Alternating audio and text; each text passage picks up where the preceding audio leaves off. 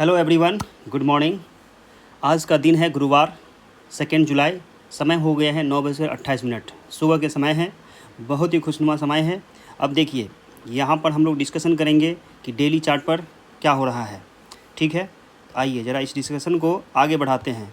जैसा कि हम सबों को पता है कि हमारे पास यहाँ पर क्या है, नया महीना है और ये हमारा मंथली CPR है।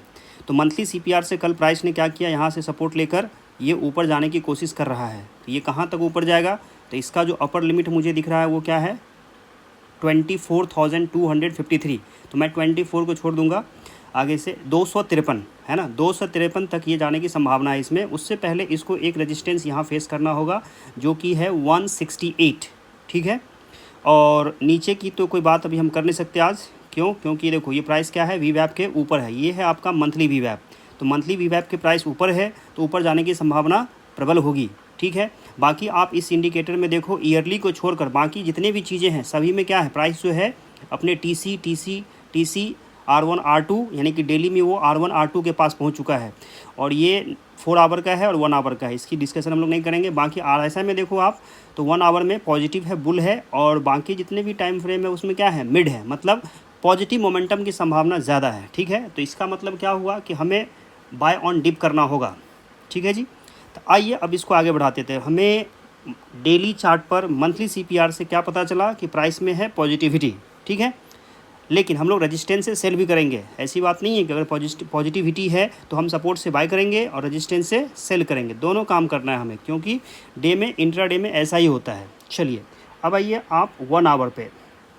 तो 1 आवर पे हमारा क्या काम होता है, 1 आवर पे हमारा काम होता है वीकली CPR का। तो आप देख कर बताइए कि वीकली CPR क्या है, कमेंट बॉक्स में लिखिए। वीकली CPR क्या है, नैरो है। तो नैरो का मतलब क्या होता है, मोमेंटम रहेगा। ठीक है ना, तो मोमेंटम कहाँ तक रहेगा, तो जैसे कि आप देख सकते हो कि एक मोमेंटम तो इसका यहाँ तक आगे रेजिस्टेंस के पास है ना, ये 24,130 का जो रेजिस्टेंस है उसी के पास ये चल रहा है। मार्केट आज गैप अप खुला है, तो इंट्राडे के लिए अभी अपने पास कुछ है नहीं। अगर यही मार्केट गैप डाउन खुलता फिर ऊपर जाने की कोशिश करता तो अपने पास एक मूव करने की ज़्यादा होता है, लेकिन मार्केट खुला ही ऐसा जगह पे कि वो डायरेक्ट टारगेट पे पहुंच गया। तो हमारे लिए अभी अपॉर्चुनिटी नहीं है, हमारे लिए अभी कोई अवसर यहाँ पर नहीं है, हमें इंतज़ार करना पड़ेगा। तो यहाँ भी हम देख सकते हैं कि जो अपना मंथली वीवैप है वो वीकली वीवैप को क्रॉस कर चुका है, मतलब यहाँ से भी पॉजिटिविटी दिख रहा है। और ऊपर में क्या है आपका पास, ये रेजिस्टेंस है और एक रेजिस्टेंस आपका यहाँ रहेगा, है ना, ये एक रेजिस्टेंस यहाँ होगा 24,124 के पास। ठीक है, उसके बाद एक रेजिस्टेंस जिसको यहाँ फेस करना पड़ सकता है 180 के पास, यानी कि 60 पॉइंट का रेंज यहाँ से यहाँ तक हो गया। फिर उसके ऊपर जाएगा तो 60 पॉइंट का रेंज ये होगा, है ना। तो रेंज हमें प्ले करना है। ठीक है, तो वीकली से हमें क्या पता चलता है कि भैया हमारा जो CPR है वो नैरो है, मंथली में भी क्या है, नैरो है, क्वार्टरली में भी क्या है, नैरो है, सब जगह नैरो है। और ये डेली में भी आज का नैरो है, मतलब 4 आवर में भी नैरो, 1 आवर नैरो, मतलब सब जगह नैरो, मतलब मोमेंटम तो पॉजिटिव रहेगा भैया, और वो तेज़ रहेगा, ऐसा नहीं कि स्लो मोमेंटम रहना चाहिए आज का। चलिए, तो ये हमारा हो गया वीकली से। अब हम लोग आते हैं इंट्राडे चार्ट पर। तो इंट्राडे चार्ट पे हम लोग 15 मिनट पे करेंगे डिस्कशन, 5 मिनट पे एंट्री और एग्जिट की प्लानिंग करते हैं। ठीक है, आइए ज़रा हम लोग इसकी डिस्कशन करते हैं। देखिए, तो आपका मार्केट कहाँ खुला, आपका मार्केट खुला R1 के ऊपर, है ना, आपका मार्केट खुला है R1 के ऊपर, है ना, यहाँ ओपन हुआ है, ओपनिंग लाइन है ये, और ये सीधा चला गया है 1 वे में। अगर मैं इसे आपको 1 मिनट चार्ट में दिखाऊं तो ज़्यादा अपॉर्चुनिटी मिली नहीं है। ठीक है ना, देखो 1 मिनट चार्ट में देखो आप, क्या इसमें कोई ट्रेड कर सकता था इतनी छोटे से पॉइंट के लिए, क्योंकि रिस्क रिवार्ड यहाँ पर फेवरेबल नहीं होता, है ना। ये देखो यहाँ पर, तो ये सीधा मार्केट यहाँ खुला और यहाँ से इसने टारगेट यहाँ पर दिया है ना। तो ये यहाँ से मतलब 80 से आपका ये पॉइंट कितना गया, 104, मतलब 25 पॉइंट, इसमें क्या ही हो जाता। और फिर ये आपको अभी ये मोमेंटम दे रहा है, मतलब इंट्राडे में कुछ नहीं है। ठीक है, तो आइए हम लोग डिस्कशन करते हैं 15 मिनट पे। तो अभी कुछ नहीं हुआ है, सारा दिन बाकी है, कुछ ना कुछ एक मौका तो मिलेगा ही मार्केट में काम करने के लिए। आइए, तो अब देखो जी, तो यहाँ पर हम क्या देख पा रहे हैं, ये हमारा हो गया वीकली CPR, है ना, ये वीकली CPR है, पहला दिन, दूसरा दिन, तीसरा दिन, ये चौथा दिन, है ना। इस हफ्ते का ये चौथा दिन है पिछले हफ्ते से। तो अभी हम लोग इधर चल रहे हैं पॉजिटिव टेरिटरी में वीकली चार्ट पर। तो हमारे पास ये वीकली CPR भी दिख रहा है। तो ये वीकली CPR के हम लोग ऊपर हैं, तो यहाँ रेजिस्टेंस R2 के पास है। तो या तो ये R2 से रिजेक्शन लेगा, ठीक है, वो एक कॉल बन सकता है, या रिजेक्शन लेने के बाद इस सपोर्ट पे फिर से वापस आए 2470 पे, तो फिर से एक बाइंग कर सकते हैं यहाँ तक के लिए। तो अपने पास ये 2 लेवल है, ये मिड का लेवल था और ये था आपका R2। तो सीधा ये R1 से गया R2 के पास।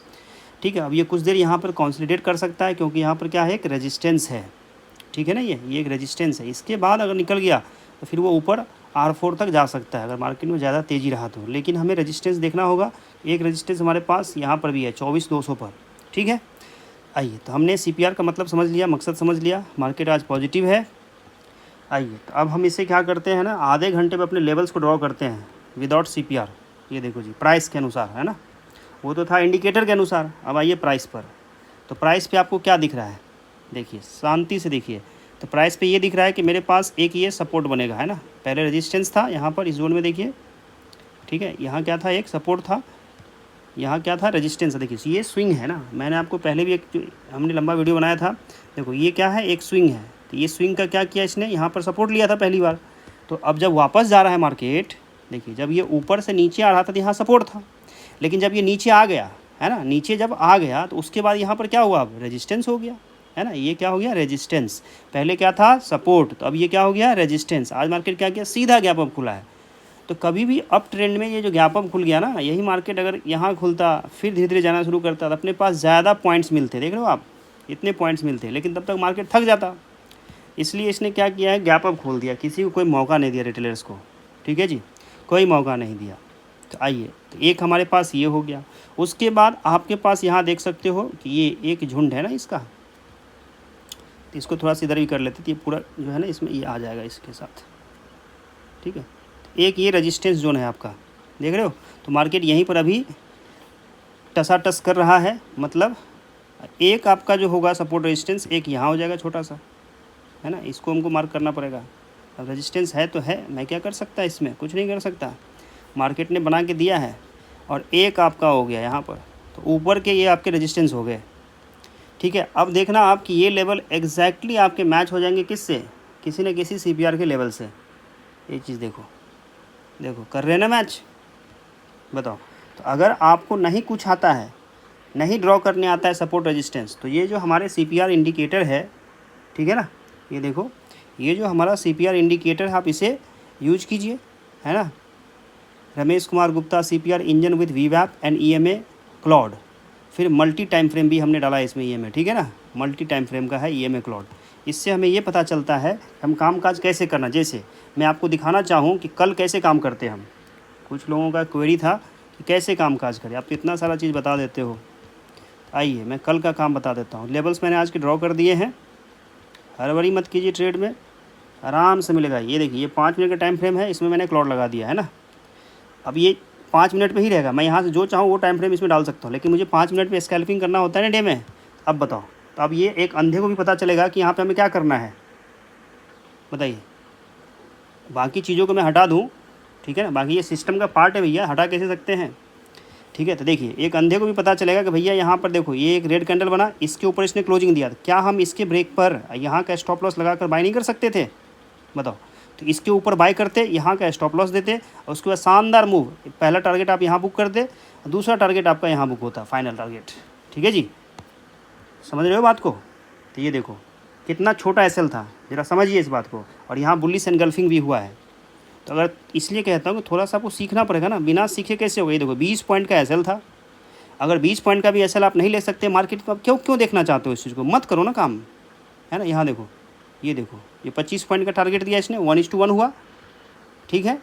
अपना कॉस्ट निकल गया यहाँ से। अब फिर बाकी का जो आप क्वांटिटी है यहाँ से आप ऊपर ले जाओ इसको, ये देखो यहाँ से यहाँ तक शानदार 40, यानी कि 20 पॉइंट के बदले आपको कितना मिला, 40 और 20 60, यानी कि 20 या 60, 1:3 का रिस्क रिवार्ड हुआ, ठीक है। अब इसका प्रीमियम खोल के देख लो कि कितना मूव किया है। अच्छा चलिए आज मैं वो भी आपको दिखा देता हूँ। तो मान लीजिए यहाँ मार्केट है तो हमारे पास 23,900 हुआ, तो ऐट द मनी का हम लेंगे। तो ऐट द मनी का अगर हम लेंगे तो हम यहाँ डालेंगे निफ्टी 23,900, इसको ऑप्शन में कर देते हैं 23,900 का कॉल, ये देखिए लग गया। अब इसको हम देख लेते हैं कि कल हम क्या करते हैं इसमें। आ जा भाई, ये देखो कितना शानदार, ये देखो यहाँ देखो, यहाँ पे आपकी एंट्री होती। अब देखो यहाँ पर क्या हुआ, यही दिक्कत है, इसने क्या किया, प्रीमियम ने क्या किया, स्टॉप लॉस हिट कर दिया। तो थोड़ा सा पिछले कैंडल लगाइए, यहाँ पे 16 पॉइंट का एसएल है, इसलिए मैं कहता हूँ कि ऑप्शन पे आपका मैक्सिमम 22 पॉइंट या 20 पॉइंट का एसएल रखिए, ठीक है। तो यहाँ 17 पॉइंट का एसएल आया, ठीक है, और 17 पॉइंट के एसएल के बदले आपको कितना मिला, तो इसके ऊपर हमारी बाइंग होती तो पहला टारगेट देखिए ऑप्शन में तो ये सीधा बता दिया भैया 26 पॉइंट, ठीक है। और ये जो फाइनल टारगेट यहाँ पे बुक होता ना, टाइमिंग क्या है ये आपका, अच्छा ये वाली पे यहाँ बुक करते हैं हम इस पर, तो इसने 52 पॉइंट दिए हैं, 52 पॉइंट्स, ठीक है। तो अगर हम 20 पॉइंट का एसएल लेते हैं तो 20 दूना 40 होता है, तो 1:2 का रिस्क रिवार्ड हो गया ये, ठीक है ना। तो हमें स्विंग के नीचे एसएल लगाना होता है, ना कि कैंडल के नीचे। तो अपने पास स्विंग ये है, इसके नीचे यहाँ का एसएल जाएगा, यानी कि सेफ एसएल की मैं बात करूँ आपके लिए, तो सेफ एसएल जो होगा अपना, ठीक है जी, सेफ एसएल जो होगा अपना, थोड़ा सा मैं इंडिकेटर को हाइड कर देता हूँ। देखिए तो सेफ एसएल क्या होगा अपना, इसके ऊपर हमें एंट्री चाहिए था, तो स्विंग यहाँ है, तो इसके नीचे देखो 20 पॉइंट पे आया ना, तो मैक्सिमम 20 पॉइंट का एसएल है। अब 20 पॉइंट का एसएल का मतलब क्या हुआ, 20 पॉइंट का एसएल का मतलब हुआ आपके लिए, ये देखो 20 गुना 65, ये कितना हो गया, 1300 रुपया। अगर आप 1300 रुपये नहीं खर्च कर सकते एक लॉट के लिए, तो आप मत करो ना काम, अपनी पोटेंशियल तो बनाओ पहले मार्केट में आने के लिए, क्योंकि आपको मार्केट में सस्टेन करने के लिए एक्सपेंस देना पड़ता है, इसीलिए अधिकतर जो ट्रेडर है वो फेल होता है, दिस इज़ द रीज़न। चलिए मान लीजिए ये ट्रेड आपका छूट गया, अपने को पता है कि ट्रेंड अप है, तो हम यहाँ पे ट्राई कर सकते हैं, है ना, इसके ऊपर बाई करते हैं, इस कैंडल के ऊपर बाई करते हैं, ठीक है जी। तो यहाँ देखो आपका लो कितना है, देखो 22 पॉइंट आया नहीं एसएल, तो एसएल उतना ही जाता है 22 पॉइंट, 20 से 22 पॉइंट, ठीक है। और इसके ऊपर आप देखो टारगेट अगर हम खींच दे तो 1:2 दिया है, 38 पॉइंट दिया है ना। तो इस बार नहीं हुआ सेकेंड टाइम में, और ये भर दिन इसी में घूमता रह गया, ये देखो भर दिन इसी में घूमता रह गया, यही इसका रेंज बन गया। तो सीधा आप ना प्राइस को भी देख कर सकते हो। देखिए इंडिकेटर बस एक सहारा है, सब कुछ नहीं है। समझ में आ रही बातें? तो मुझे उम्मीद है कि आप समझ रहे होंगे कि चीज़ें कैसे काम करती है ना। आइए फिर से हम लोग अपने एनालिसिस पे आते हैं और इसको हम लोग मार्क करते हैं, इसमें क्या करना है। तो भैया कहाँ से क्या काम काज कर सकते हैं हम लोग, उसे मैं दिखाता हूँ। चलिए तो हमारा जो कामकाज होगा फिर से, ये देखिए अपना का प्रीवियस डे हाई है, ये जो लाइन है आपका, ये जो लाइन है ये प्रीवियस डे हाई है, ठीक है ना। ये हो गया R1, ये हो गया 1.5 और ये हो गया 2, तो R2 के ऊपर है ये। तो फिर से अगर मुझे R1 पे मिले, यहाँ कोई पॉजिटिव प्राइस सेक्शन मिलेगा, तो हम लोग क्या करेंगे, यहाँ पर बाइंग करेंगे। अब चूँकि गैप अप हो गया तो हम नहीं बाई कर सकते, हमारा ये कंपल्सन है। मार्केट तो मूव किया लेकिन हम बाई नहीं कर सकते, तो हम बाई कहाँ करें, इस बात को फिर से सोचते हैं। तो ये हमारा हाई है, ये R1 है। अगर किसी भी कारण से मुझे मार्केट यहाँ मिल जाए तो मैं यहाँ से बाई करना पसंद करूँगा, हमारा टारगेट यही रहेगा, ठीक है जी। ये हमारा टारगेट होगा, अब मिलेगा आप देखना, दिन में एक न एक बार ये ज़रूर आएगा इधर, ठीक है। अगर नहीं आया, अपर रेजिस्टेंस आप देख रहे हो, तो अगर कोई प्राइस एक्शन मिलेगा तो मैं इस रेंज से यहाँ से भी बाई कर सकता हूँ यहाँ के लिए, है ना। क्योंकि एक मिड पॉइंट है ना यहाँ पर, मान लीजिए उतना नहीं आएगा तो यहाँ से हम लोग बाई कर सकते हैं, जैसे कि यहाँ पे देख भी पा रहे हो आप। तो यहाँ से अपन बाई करेंगे, ठीक है। तो ये 60 पॉइंट ही मिल पाएगा अपने को, ज़्यादा नहीं मिलेगा, ठीक है। अगर नेगेटिव सिनेरियो बना, ठीक है, नेगेटिव सिनेरियो बना यहाँ से, तो ये क्या होगा, यहाँ से यहाँ तक अपन ट्राई कर सकते हैं, इसको सेल कर सकते हैं, ठीक है जी। तो ये अपना हो जाएगा सेलिंग के लिए, लेकिन सेलिंग का कम सोचना है ना, क्योंकि मार्केट है बुलिश, सेलिंग को हटा ही देते हैं ना, अवॉइड कीजिए। जब गो विथ ट्रेंड बाई कीजिए, सेलिंग वाले को छोड़ दीजिए। फिर क्या है, यहाँ से हो सकता है अगर इस लेवल को क्रॉस कर देगा तो अपना यहाँ तक जाएगा, ठीक है बात को। ये देखो अगर ज़्यादा तेज़ हुआ मार्केट में, तेज़ी आई तो यहाँ तक भी जा सकता है, बाकी मार्केट के ऊपर के वो क्या करना चाहता है, ठीक है जी। तो अपने पास लेवल तो यही सारे हैं। तो आज का हमारा एनालिसिस यही रहेगा। चलिए थैंक यू एवरीवन, आप लोगों से मिलकर मुझे बातें करके अच्छा लगता है। तो ये था हमारा आज का एनालिसिस। आई होप कि आपको मज़ा आया होगा, आपने चीज़ों को सीखा होगा कि कैसे काम करते हैं, कैसे स्टॉप लॉस लगाते हैं, है ना। इसे मैं 30 मिनट के लिए चार्ट पे ले जाकर छोड़ना पसंद करूँगा, ठीक है, क्योंकि 30 मिनट का चार्ट ज़्यादा अच्छे से हमें चीज़ों को बताता है ना। अभी तो आधा ही घंटा हुआ है, 6 घंटे बाकी है मार्केट में, ऊपर से एक्सपायरी भी आज किसका, सेंसेक्स का। तो ज़्यादा उछल कूद नहीं मचाना है ना। अपने लेवल्स पे ध्यान दीजिए, ठीक है, और लेवल टू लेवल काम कीजिए। तो इसी के साथ मैं आपको छोड़ देता हूँ, है ना। और मैं आपको ये बताते चलता हूँ कि मैं कोई सेबी रजिस्टर्ड रिसर्च एनालिस्ट नहीं हूँ, इसलिए अपने कैपिटल को सुरक्षित रखते हुए अच्छे से स्टॉप लॉस की गणना कीजिए। मैंने आपको बता भी दिया कैलकुलेट करके कि ऑप्शन के चार्ट पर 22 पॉइंट से ज़्यादा का एसएल नहीं होना चाहिए। अगर 22 पॉइंट से ज़्यादा का एसएल हो रहा है तो आप ट्रेड ना लें, क्योंकि ज़्यादा नुकसान हो सकता है। उससे भी बड़ी बात, आप अपने रिस्क एपेटाइट को बढ़ाइए, अगर आपके पास रिस्क एपेटाइट नहीं है, आप 1300 रुपये खर्च नहीं कर सकते हो, तो मार्केट में मत आइए, भारी नुकसान हो सकता है। क्योंकि जब तक आप 1300 रुपये का टिकट नहीं खरीदोगे आप सिनेमा नहीं देख सकते। सिनेमा देखने के लिए आपको टिकट खरीदना पड़ता है, बस में चढ़ने के लिए हमें टिकट खरीदना पड़ता है, हवाई जहाज़ में चढ़ने के लिए टिकट खरीदना पड़ता है, तब हम हवाई जहाज़ के सफ़र का मज़ा ले पाते हैं। अगर मार्केट के मूव्स का मज़ा लेना है तो आपको मार्केट का भी टिकट खरीदना होगा। यही ट्रेडिंग होता है। और ये बात समझने में मुझे 12 साल लग गए, किसी ने भी इस तरह से नहीं समझाया था। इसलिए मैं आपको समझा रहा हूँ कि मार्केट से दूर रहिए। कब तक? जब तक आपकी कैपेसिटी नहीं हो जाती है मार्केट में एंटर करने का, टिकट का प्राइस देने का। क्योंकि यहाँ पर मार्केट में एंट्री लेंगे तो इसका प्राइस है, वो पे करना पड़ेगा। क्योंकि जब हम स्कूल जाते हैं तो वहाँ भी हमें फ़ीस पे करना होता है, कोचिंग जाते हैं वहाँ भी फ़ीस पे करना पड़ता है, कहीं पे अपनी गाड़ी को पार्किंग में लगाते हैं वहाँ भी फ़ीस पे करना पड़ता है। बताइए दुनिया में ऐसी कौन सी चीज़ है जहाँ पे आपको पैसा नहीं देना पड़ता है? जब हर जगह पैसे देने पड़ते हैं तो आप मार्केट को पैसा क्यों नहीं देना चाहते हो, जब मार्केट आपको पैसा देता है? समझ में आ रही बात है? यही है साइकोलॉजी। आज मैं दिल खोल के बात कर रहा हूँ आपसे, ठीक है? तो मार्केट में ज़िंदा रहना है, मार्केट से पैसे कमाने हैं, पार्किंग में अपनी कार को पार्क करना है, पार्किंग में आपको अपनी बाइक को पार्क करना है, तो उसका टिकट लेना पड़ेगा। That is called stop loss. अगर आप वो नहीं देना चाहते हो तो मार्केट से दूर रहिए। बहुत ही खतरनाक चीज़ है ये, ठीक है? बहुत दुख देती है ये। समझ में आ रही बात है? मज़ा भी देती है, ठीक है ना? तो जहीं दुख है, बोलते हैं ना जहाँ प्यार है वहीं तकरार है।